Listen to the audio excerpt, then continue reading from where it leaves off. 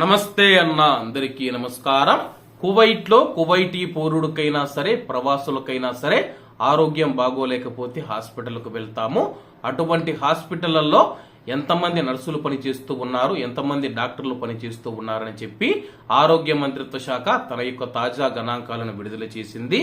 వివరాలేకి వెళితే ఆరోగ్య మంత్రిత్వ శాఖ విడుదల చేసిన తాజా గణాంకాల ప్రకారం సబా స్పెషలైజ్డ్ మెడికల్ జోన్ లో ఆరోగ్య మంత్రిత్వ శాఖలో పనిచేస్తూ ఉన్న మొత్తం ఆరోగ్య సంరక్షణ సిబ్బందిలో సుమారు 21% మంది ఉన్నారని చెప్పి, ఈ సిబ్బంది సబా జనరల్ హాస్పిటల్ మరియు జోన్లోని ఇతర ప్రత్యేక కేంద్రాలు మరియు ఆసుపత్రుల అంతటా పంపిణీ చేయబడతారు.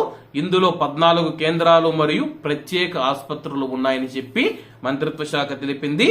అలాగే కువైట్ ఆరోగ్య మంత్రిత్వ శాఖలో పనిచేస్తూ ఉన్న మొత్తం వైద్యుల సంఖ్య 12,000కు పైగానే ఉందని చెప్పేసి, మగ మరియు ఆడ నర్సుల సంఖ్య దాదాపు 23,000 చెప్పేసి ఆరోగ్య మంత్రిత్వ శాఖ వెల్లడించింది.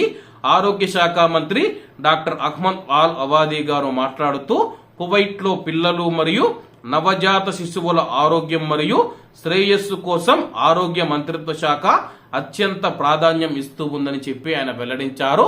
ప్రస్తుతం కువైట్ లో ఆరోగ్య రంగంలో మనం చూసుకుంటే 35,000 మంది అందులో నర్సులు మరియు వైద్యులు పనిచేస్తూ ఉన్నారు. ప్రవాస డాక్టర్లు ఉన్నారు, ప్రవాస నర్సులు ఉన్నారు.